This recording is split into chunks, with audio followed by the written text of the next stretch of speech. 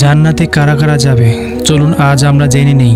হাদিসে এসেছে রাসূল সাল্লাল্লাহু আলাইহি সাল্লাম বলেছেন, আমার উম্মতের প্রত্যেকে জান্নাতে প্রবেশ করবে, শুধু যে অস্বীকার করবে সে ছাড়া। প্রিয় ভাই ও বোনেরা, জান্নাত এমন একটি স্থান যা কোনো চোখ কখনো দেখেনি, কোনো কান কখনো শোনেনি, আর কোনো মানুষের হৃদয়ে কখনো কল্পনাও আসেনি। হ্যাঁ, এটাই হলো জান্নাত। কোরআনের বর্ণনা অনুযায়ী আল্লাহ তাআলা জান্নাত সম্পর্কে কি বলেছেন চলুন আজ আমরা জেনে নিই। জান্নাতের জমিন হবে কস্তুরীর মতো সুগন্ধি, যার যার প্রাসাদগুলো হবে সোনার, রূপার ও মুক্তার তৈরি। ফল গাছগুলো এত কাছে থাকবে যে দাঁড়িয়ে ছিঁড়ে খাওয়া যাবে। কাপড় হবে সূক্ষ্ম সিল্ক আর রেশমের তৈরি। কোরআনে আল্লাহ জান্নাতের নদীর বর্ণনা দিয়েছেন। জান্নাতের নদী হবে দুধের নদী, যার স্বাদ বদলাবে না। এবার আসুন, জান্নাতে কারা যাবে?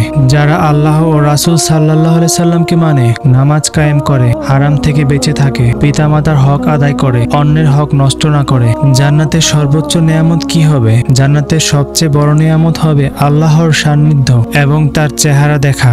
রাসূল সাল্লাল্লাহু আলাইহি সাল্লাম বলেছেন, যখন জান্নাতবাসীরা জান্নাতে প্রবেশ করবে, আল্লাহ তাদেরকে জিজ্ঞাসা করবেন, তোমরা কি আর কিছু চাও? তখন জান্নাতবাসীরা বলবে, হে আমাদের রব, আপনি কি আমাদের মুখ উজ্জ্বল করেননি, আমাদেরকে জান্নাতে প্রবেশ করাননি? তখন আল্লাহ তার পর্দা উঠিয়ে দিবেন আর জান্নাতবাসীরা তার চেহারা দেখবেন। তখন জান্নাতবাসীদের এর চেয়ে প্রিয় আর কিছু থাকবে না তাদের। আমাদের ইসলামিক চ্যানেলটা ভালো লেগে থাকলে অবশ্যই লাইক এবং সাবস্ক্রাইব করে রাখুন।